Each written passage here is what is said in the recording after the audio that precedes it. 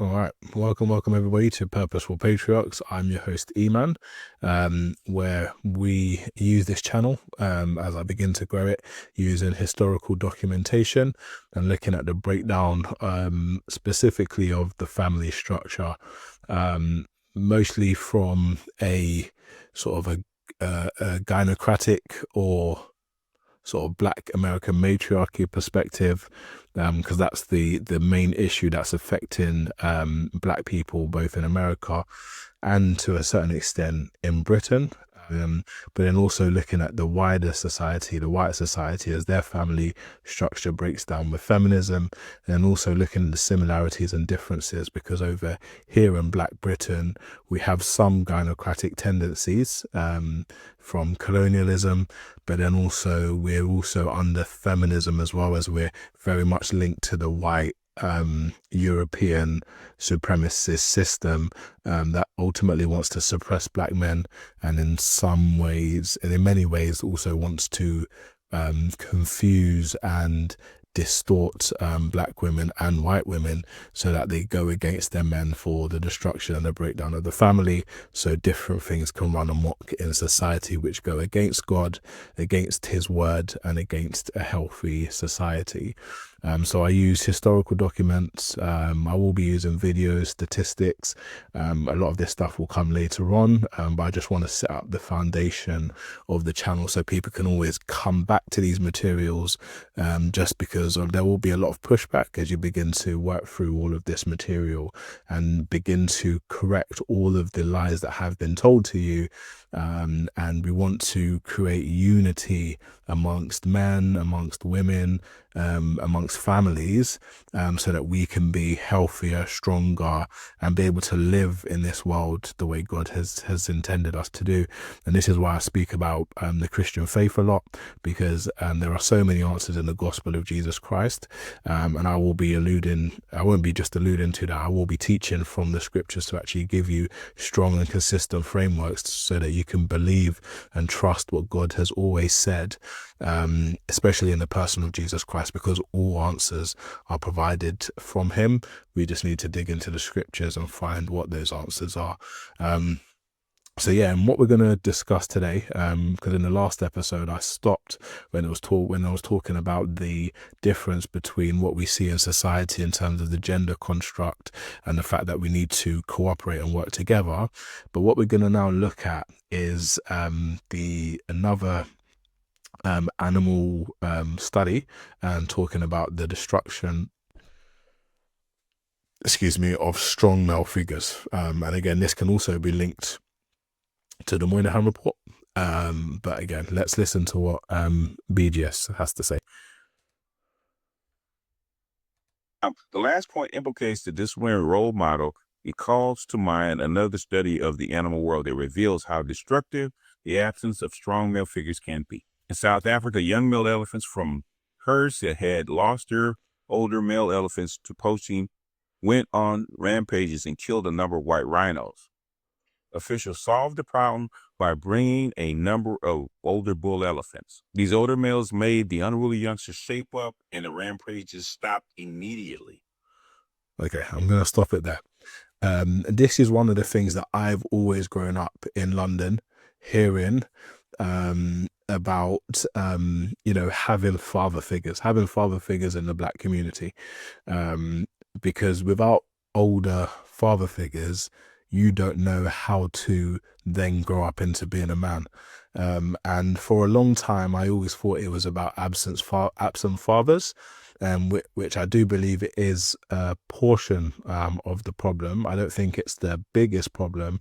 I think that baby mama culture within the Black community, and this is why I talk about the matriarchal / gynocratic pattern, which was forced onto the Black community from slavery, but also for the past 60 years with the combination of welfare, child support, sexual liberation, and sexual medication in terms of contraceptions. Women can choose who they want to be, who they want to have sex with, and who they ultimately choose to be the father of their babies. And that is a massive contribution to what is going on right now, because it is a choice, and I will go into a video discussing and dissecting that in greater detail, because ultimately black women in particular do not want black men to be patriarchs, to actually lead their families, hence why they choose compromised males to mate and date with, rather than choosing. So this is why they'll go for high, like, net worth individuals, like entertainers, athletes, musicians, and basically trap them with a baby. Then you've also got them getting with the lower set of black males.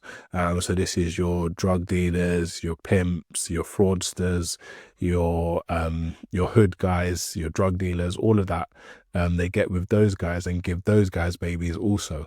But there's a huge group, and this is why I talk about the 56% of black men who are the regular old brothers, or robs as they say, who are within the community, who work in places like Walmart, Best Buy, who work in your local cinemas, even in the UK, whether they work in Asda, whether they work in Curry's, TK Maxx, or they just work in a normal office, or they're a nurse, or whatever it is. They're just regular guys who want to get married, they want to build their families. In the black community, those guys, as BGS would say, they're educated lames, and black women purposely avoid those guys, because those guys would come with rules and structure, whereas right now they chose to go for welfare and child support instead of having a man, in a sensible man, a man who would actually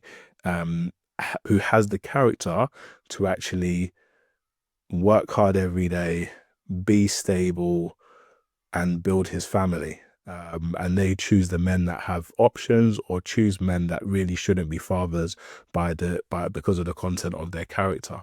And when you choose those type of men, you can't have strong father figures, because you're choosing specifically not to have those guys.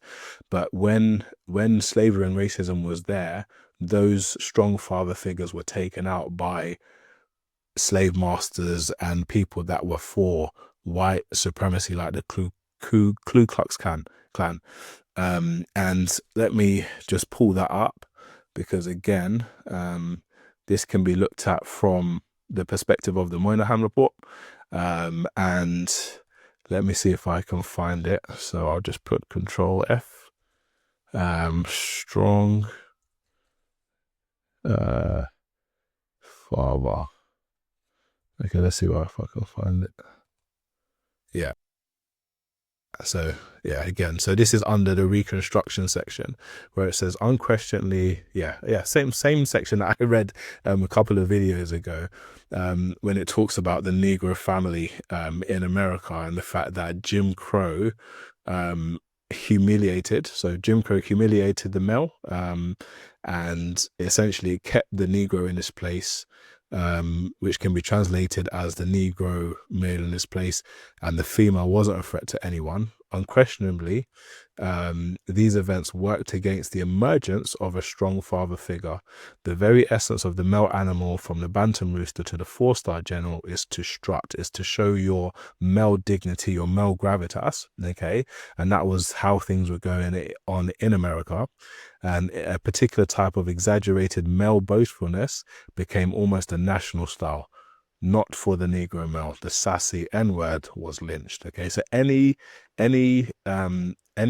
black man who had any sort of bravado, or what we would call swag, was essentially ostracized and dealt with in terms of being burnt, hung, lynched, beaten, brutalized, and absolutely butt broken in front of black women and in front of white men as well.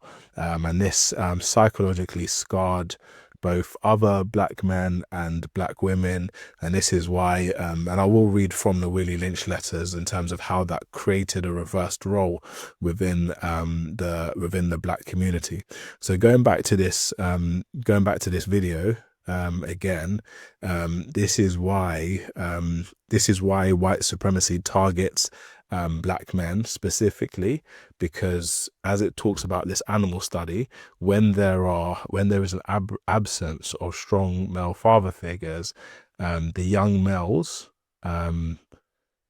kill a number of white rhinos, and we see this in places like Chicago, New York, LA, things like the Watts riots and all these sorts of different things where young, or YNs as they call them now, cause destruction and havoc. And this is what happened in America because the strong father figure was taken out by white supremacy. Because once you have older men within the community, and this is why I kind of make a distinction in terms of the fact that there was a forced system which held black men back, and that caused a matriarchal structure, and that ultimately subdued young black males under the leadership of black women. But then also later on, when they were free and they were able to make the choice, from the 1930s and onwards, black women have chosen to not be under the leadership of black men, and they've mated and dated, even though they had high percentage of marriage. Once they had the opportunity to go for welfare and child support, they ultimately sacrificed being under the leadership of black men, and hence why you have all of these even worse ghettos than you had before. If you had strong male father figures within those communities with stable men, not just with gangsters, not just with entertainers who have loads of options of different women, you would be able to stop and tamp down a lot of the gangster culture that is now classed as black culture, the black subculture. That sort of stuff would stop if black male figures were there and were able to be. It simply wouldn't happen if the regular black men would mate with black women. But again, black women choose who they want to sleep with and who they ultimately want to carry the babies for. And they're not, as I said, the majority of black men, so 56% of black men, are single and childless, which means they're unmarried and do not have any children. So all the children that are being born are coming from a minority of men, and are also coming from other ethnicities of men within America. And it's a similar statistic when you look at the fact that for black women, there's 61% of them are single mothers, and that's the same, roughly the same percentage amongst the black Caribbeans in the UK as well. So when we see the destruction that's happening in all of these inner cities, it is down to the mating and dating strategies of black women and not black men. So let's continue. And this is why essentially you cannot sort out the black community, because black women don't want to take accountability for who they give babies to. And this is why I talk about uniting the black family structure specifically, but also I'll talk about the wider society as well. People are not elephants, but the same dynamic has been observed in hunter-gatherer tribes in modern society with healthier social structures than ours. What is that saying? It's that the structure that we have now is not healthy. It's not the men or the masculinity that's toxic. It's the societal environment that we're in that's toxic. And the men are just trying to respond to it. So people have no role model. Yeah, there you go. Like they're not anything about the fact that, they're not doing anything to cultivate strong male role models who can keep misbehaving younger males in line. And it's the same thing that people keep asking in the black community: why can't you step up to be a stepfather? But again, this is it's a raw deal. You get no, and this is why it goes back to the fact that black women do not want strong male father figures, because every time you look at all of these dating shows, any black man that comes into that situation, he's never allowed to discipline the child.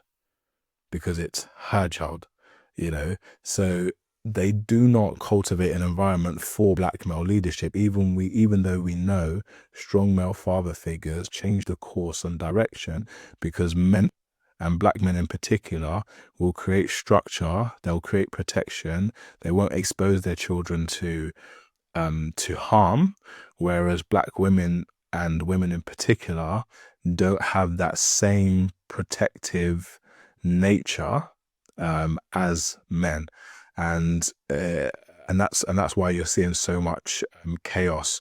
That, again, the worst of it is in the black community, but it's now being so pervasive that it's also affecting white culture as well. So let me stop here. And then we'll get into the next one. Yeah, thank you very much for listening and watching. I know this can sometimes be a bit boring, a bit dry, but yeah, please share this, because this is how we begin to try and change this. Screenshot these explanations, screen record them, post them on social media, because this is how we begin to change people's minds, you know, bring people to repentance for believing these lies, come to Christ. You know, these are such essential tools that can change the culture, change the world around us, and that starts with us, and it starts with us educating the next generation on truth, not on lies. Because once the truth is broken down and it's exposed, you now have a decision to make, whether you want to be better or you want to keep things